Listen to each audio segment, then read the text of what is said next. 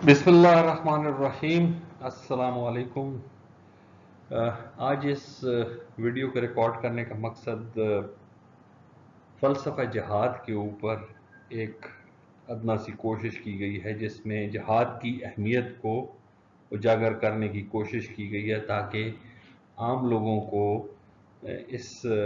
जिहाद के हवाले से सही आगाही दी जाए, क्योंकि अक्सर जिहाद के बारे में बहुत सी गलतफहमियाँ लोगों के जहनों में होती हैं और उनको सही करना इस लेक्चर के ज़रिए से एक अदना सी कोशिश है। और इस कोशिश में जो लेक्चर की सूरत में पेश किया जा रहा है, ये असल में डॉक्टर इसरार रहमतुल्लाह को अल्लाह मग़फ़िरत नसीब करे उसके एक लेक्चर से माखूज़ है। मेरी कोशिश होगी कि कुछ अहादीस व आयात भी इस ज़िमन में आपके सामने पेश करूं। तो उस सिलसिले में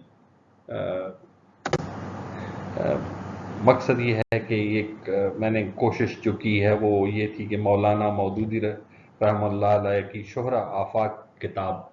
जिहाद फिल इस्लाम का मुताला किया, जो कि मैं आप सब लोगों को तजवीज़ करूँगा कि मौका मिले तो ज़रूर पढ़िए, जो कि आज से तकरीबन 100 साल पहले लिखी गई। लिहाजा फ़लसफ़ा जिहाद को पेश करने के लिए आप लोगों के सामने एक सादा सी डायग्राम रखूँगा, और इस डायग्राम का मकसद ये है कि ये जो खाका, ये जो डायग्राम जो कि 3 मुख्तलिफ मराहिल को दिखाती है और हर मरहले के ऊपर 4 सतून दिखाए गए हैं, इसको आप 3 मंजिला इमारत समझिए और हर मंजिल 4 सतूनों पे खड़ी है। ये सतून क्या हैं और इनका इस मंजिल को बनाने में कितना अहम किरदार है, और यूं हर मरहले या मंजिल को इन 4 सतूनों और छत की मदद से वाज़े किया गया है ताकि आपको समझाने में आसानी हो। और अगर आप देखें तो ये सबसे पहले एक ज़मीन के नीचे का एक नीले रंग का हिस्सा भी दिखाया गया है, वो क्या है और ऊपर क्या है, ये मैं इंशाल्लाह अपनी आगे आके इसकी वजाहत करने की कोशिश करूँगा। रसूल पाक सल्लल्लाहु अलैहि वसल्लम से पूछा गया कि अल्लाह के रसूल सबसे अफजल जिहाद क्या है, तो आप सल्लल्लाहु अलैहि वसल्लम ने फरमाया अफजल जिहाद नफ्स के खिलाफ जिहाद है। तो उसके खिलाफ जिहाद, तू उसके खिलाफ जिहाद करे और उसे अल्लाह का मुती बनाए, यानी उस नफ्स को अल्लाह ताला का मुती यानी फरमान बरदार बनाया जाए कि जो अल्लाह कहता है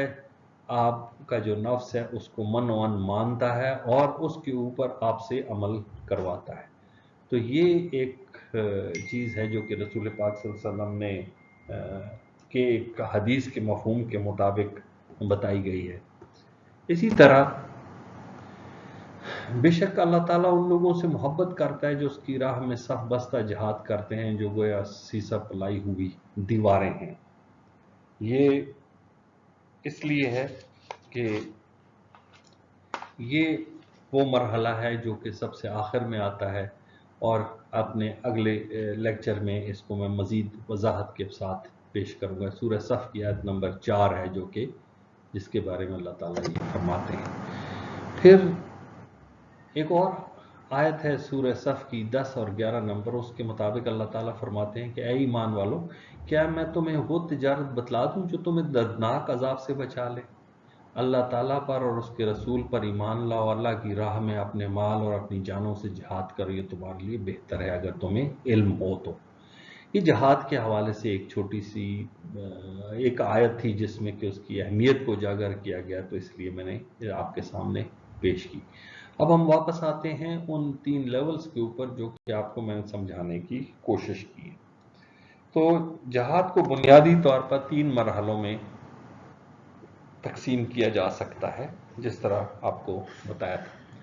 लेकिन उन मरहलों में उन 3 मरहले वो हैं जो कि इस डायग्राम में ज़मीन के ऊपर दिखाए गए, जिस तरह बिल्डिंग ज़मीन के ऊपर होती है।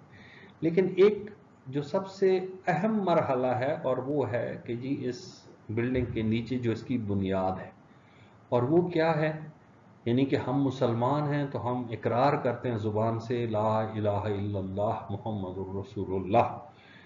लेकिन ये हमारा ज़ुबान से इकरार है। جبکہ جب تک اس اقرار کو قلب تسلیم نہ کرے تو آپ صحیح طریقے سے مسلمان نہیں ہوتے۔ اور وہ جو تصدیق بالقلب جس کو ہم کہتے ہیں کہ جس کی یعنی آپ کا دل اس کے اوپر تصدیق کرے، گواہی دے، وہ ایمان کا حصہ ہے۔ تو یہ جو بلڈنگ سامنے کھڑی ہے وہ اسلام، یہ جہاد کا وہ والا حصہ ہے جو آپ کو سامنے سے اوپر نظر آ رہا ہے، وہ اسلام ہے۔ اور اب اس کو ہم دیکھیں گے کہ اس میں ہر لیول کے اوپر کون کون سی چیزیں ہیں اور کس لیول پہ آپ نے جہاد کو دیکھنا ہے۔ لیکن اس سے زیادہ اہم جو کہ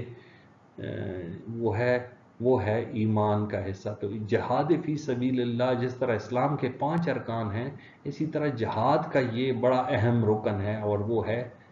یعنی ایمان کے وہ جو رکن ہے سب سے امپورٹنٹ، اس کے میں جہاد فی سبیل اللہ سب سے اہم ہے۔ اب آپ اس کو دیکھتے جائیں کہ سب سے جو پہلا لیول ہے وہ ہے انفرادی سطح کے لیول کے اوپر جہاد بن نفس، جس کو ہم نے پہلی اس حدیث کے مطابق اس کو وہ جانچنے کی کوشش کیا جو قرآن کی آیت کے مطابق۔ اور یہ وہ لیول ہے جو کہ انسان کی ذات کو ایڈریس کرتا ہے، اس کے اوپر اثر انداز ہوتا ہے، یعنی ایک فرد جو ہوتا ہے اس کے لیول کے اوپر ہے کہ اس سب سے عظیم ترین جہاد یہ ہے کہ جو انسان کا جو نفس ہے اس کو اللہ کا مطیع بنایا جائے، اور یہ غیر مزاحمتی سطح ہے۔ اس کو انشاءاللہ یہ ہم کوشش کریں گے کہ یعنی اپنی ذاتی اصلاح کا مرحلہ ہے۔ اور دوسرا جو مرحلہ ہے وہ ہے باطل عقائد کے خلاف، یہ معاشرے میں موجود غلط مقاصد اور نظریات و اعمال کے خلاف ایک کوشش کا مرحلہ ہے، یہ دوسرا لیول ہے۔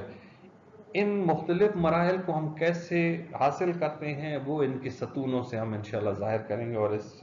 لیکچر میں آگے آپ کو میں آگے بتاؤں گا۔ جبکہ جو تیسرا اور آخری مرحلہ ہے وہ یہ ہے کہ اب یہ عالمی سطح کے اوپر چلا گیا، معاشرتی سطح سے یعنی معاشرے سے یہ عالمی سطح کے اوپر چلا گیا، اور وہ ہے اللہ کے دین کا قیام۔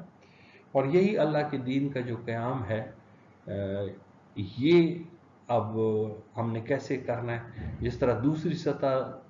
میں معاشرے میں یہ بھی ذاتی دفاع میں آپ ایک ریزسٹنس دے سکتے ہیں، یعنی مزاحمت کر سکتے ہیں، لیکن وہ بھی صرف ذاتی دفاع میں کر سکتے ہیں۔ آپ نے کسی کو اس لیول کے اوپر بھی کسی کو ٹارگٹ نہیں کرنا، نہ ان کے خلاف کسی قسم کی مزاحمت کرنی۔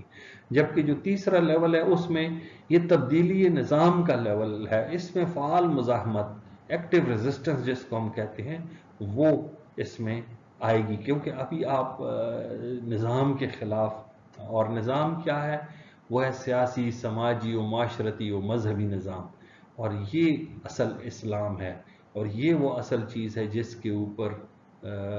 اللہ کے رسول کو بھیجا گیا ہے کہ آپ سارے ادیان کے اوپر، سارے دینوں کے اوپر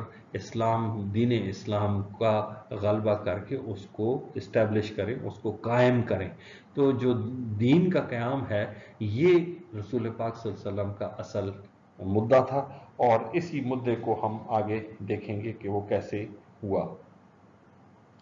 یہ چونکہ دین کا عملی قیام ہے اور یہ مشکل مرحلہ ہے، اس کے لیے کمر بستہ ہونا پڑتا ہے، اور اسی مرحلے کو عملی طور پر باطل نظاموں کو چیلنج کرنا ہے۔ لہٰذا اس مرحلے پہ لڑائی جھگڑے کا قوی امکان ہے۔ ہم دیکھیں گے کہ ہر مرحلے کی کچھ بنیادی ضرورتیں ہیں، اور وہ بنیادی ضرورتیں کیا ہیں؟ سب سے پہلے جہاد بن نفس، جو کہ انفرادی سطح کا جہاد ہے، اور اس میں کوئی مزاحمت کی گنجائش نہیں ہے، اور اس میں آپ دیکھیں تو عبادات، تقوی، اطاعت اور جہاد فی سبیل اللہ، مطلب ہے کہ یہ اس کے 4 ستون ہیں جو کہ جن کے اوپر یہ قائم ہے۔ اور میری کوشش ہوگی کہ میں رسول پاک صلی اللہ علیہ وسلم کی جو زندگی کے ان مراحل کے ساتھ اس کا موازنہ کروں اور آپ کو بتا سکوں۔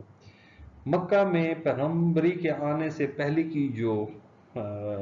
وقت ہے، یعنی جب تک ان کو بعثت ان کی نہیں ہوئی، اس سے پہلے کا جو وقت ہے، یہ آپ سمجھ لیں کہ رسول پاک صلی اللہ علیہ وسلم کی تو تربیت بچپنے سے ہو رہی تھی، اور یہ جہاد بن نفس انہوں نے، چاہے وہ ان کو نبوت عطا نہیں بھی کی گئی، تو یہ ان کا نفس تو پہلے سے ہی مطیع تھا اس قسم کے، اور وہ تو انتظار میں تھا کہ جی جب بھی اس کو کسی اس طرح کی کوئی وہ ہو تو وہ ان کا وہ لبیک کہیں ان کے اوپر۔ البتہ وہ یہ تھا کہ باقی لوگوں کے لیے یہ چیزیں عبادات، تقوی، اطاعت کے ذریعے سے یہ حاصل ہونی ہیں، جو ہم سب باقی مسلمان ہیں، یہ ہم ان چیزوں کے ذریعے سے یہ حاصل کر سکتے ہیں۔ مکے میں گزاری ہوئی زندگی، بعثت سے پہلے کی جو زندگی ہے، وہ اس جہاد کے ذریعے سے حاصل ہوئی۔ جو دوسرا معاشرتی سطح کا وہ ہے، وہ اصل میں باطل عقائد کے خلاف جہاد ہے، جو معاشرے میں مختلف زمانوں کی وجہ سے، مختلف لوگوں کے آنے کی وجہ سے آہستہ آہستہ آہستہ آہستہ وہ اس کے اندر سرایت کر گئے اور لوگوں کے لیے مشکلات پیدا کی۔ تو معاشرے میں وہ جو باطل عقائد اور جو غلط عقائد تھے،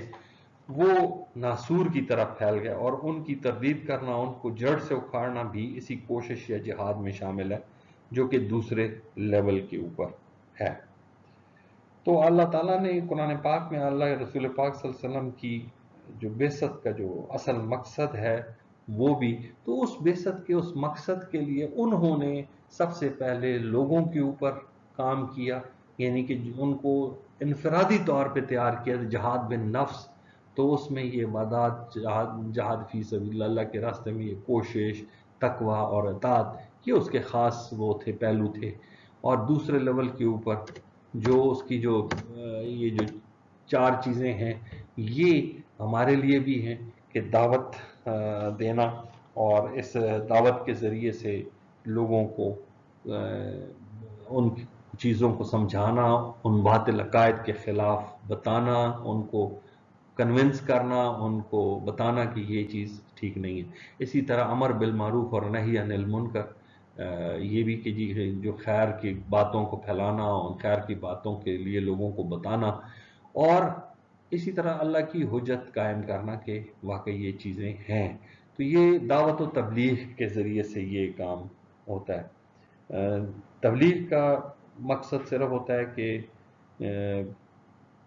لوگوں تک جانا اور ان کو بتانا، اور جبکہ دعوت کا مطلب یہ ہوتا ہے کہ جو لوگ آپ کے پاس لوگ ہوں اس کے حساب سے اس کو بتانا۔ تو یہ رسول پاک صلی اللہ علیہ وسلم، یہ جو اپنے 13 سال جو مکے کی زندگی تھی، اس میں یہ کام بہت، یہ معاشرے کو ٹھیک کرنے کے لیے،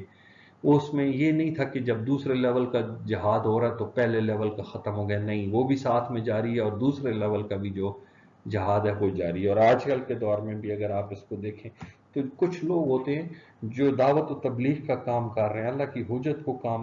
قائم کر رہے ہوتے ہیں، امر بالمعروف اور نہی عن المنکر کر رہے ہوتے ہیں، تو یہ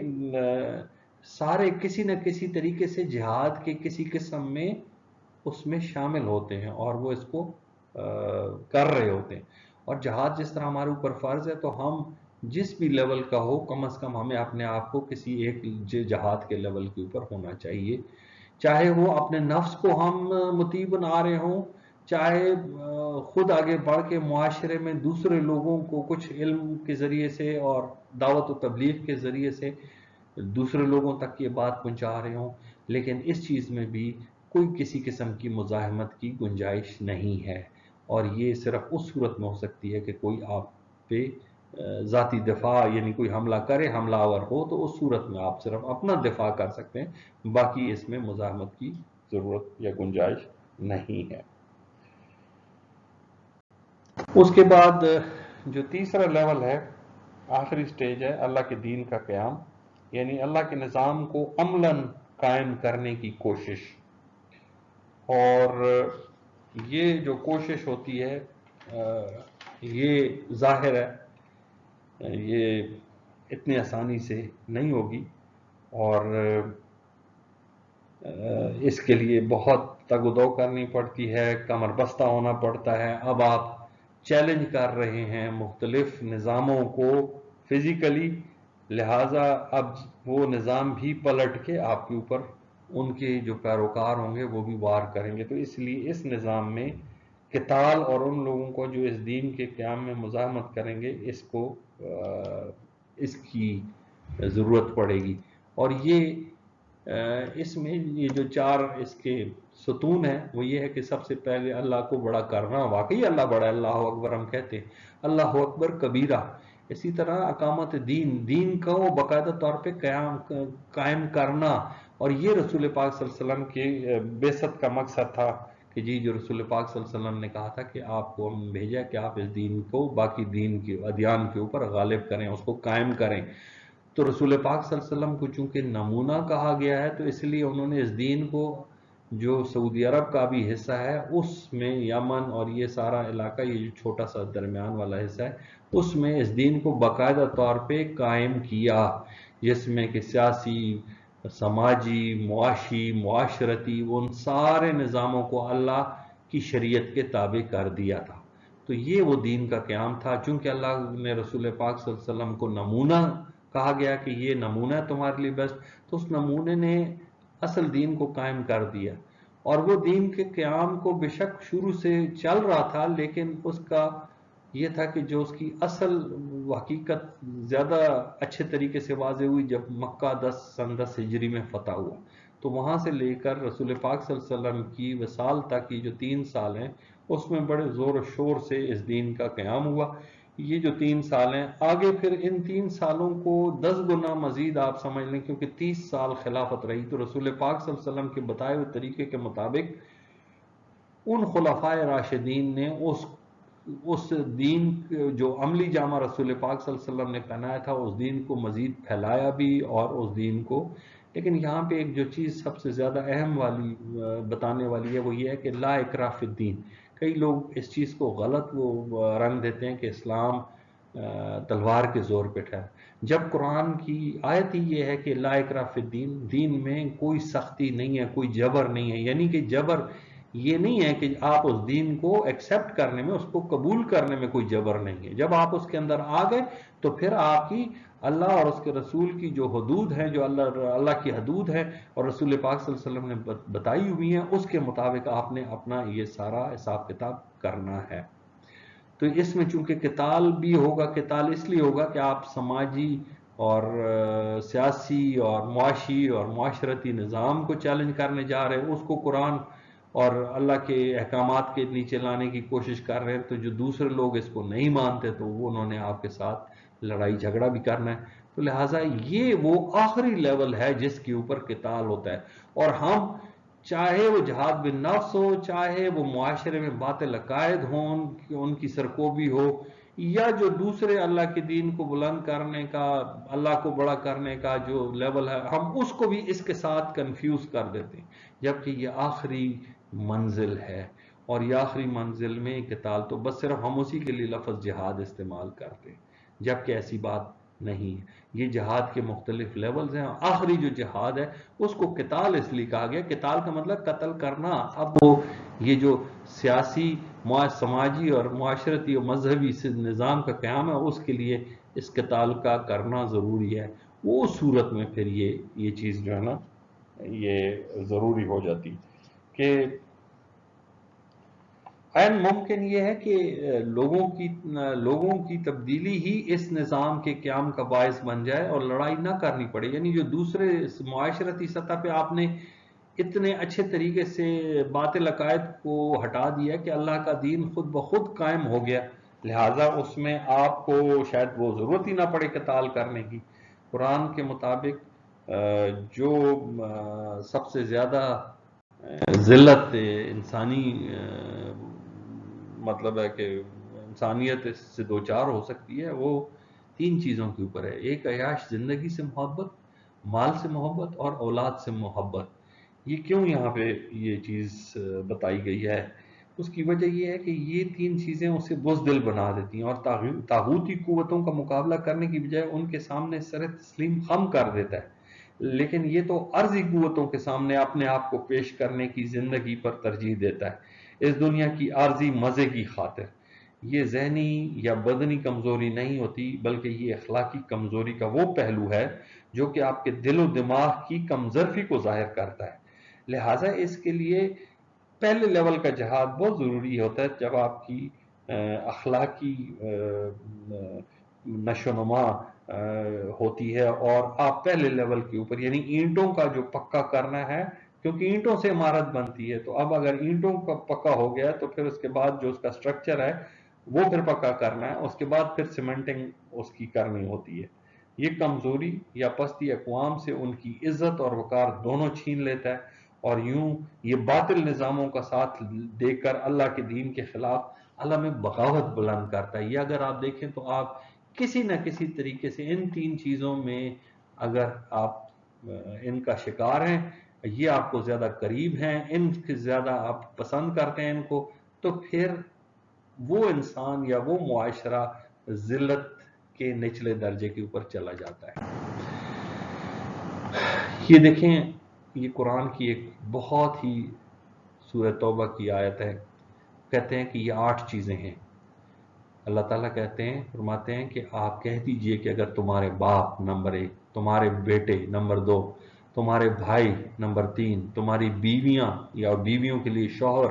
نمبر 4، تمہارے کنبے اور قبیلے جن کو تم اپنی اسٹرینگتھ کا وہ سمجھتے ہو، تمہارے کمائے ہوئے مال یعنی تمہاری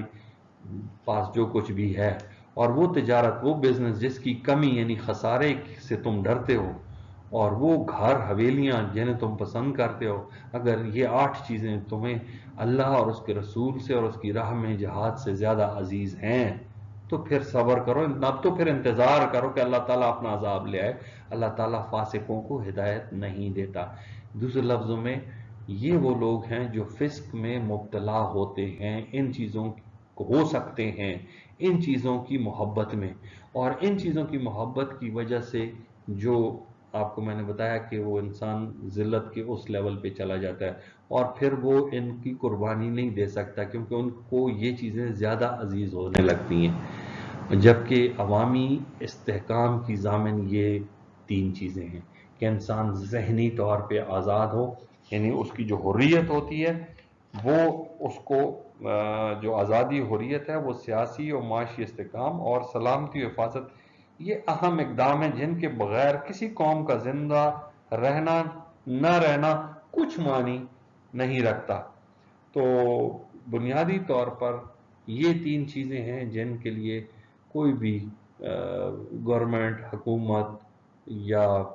خلافت جو بھی اس وقت کی وہ ہوتی ہے، یہ ان کا کام ہے کہ یہ ان چیزوں کو یقینی بنائے۔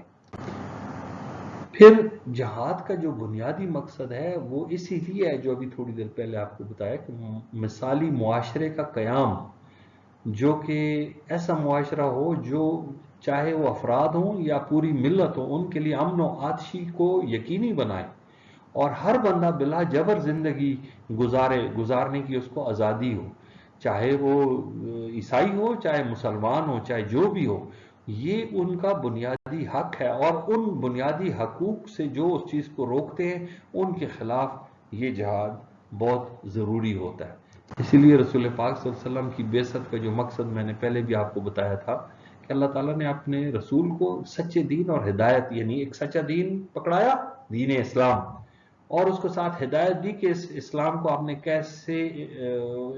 اس کا قیام کرنا ہے، لیکن اصل کیا تھا؟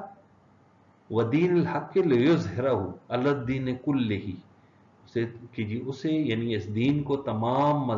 مذاہب یا ادیان پر غالب کر دے۔ آخر میں ہے کہ وَلَوْ كَرِهَ الْمُشْرِكُونَ، اگرچہ مشرکین ناخوش ہوں، ظاہر ہے وہ تو اس چیز سے خوش نہیں ہوں گے،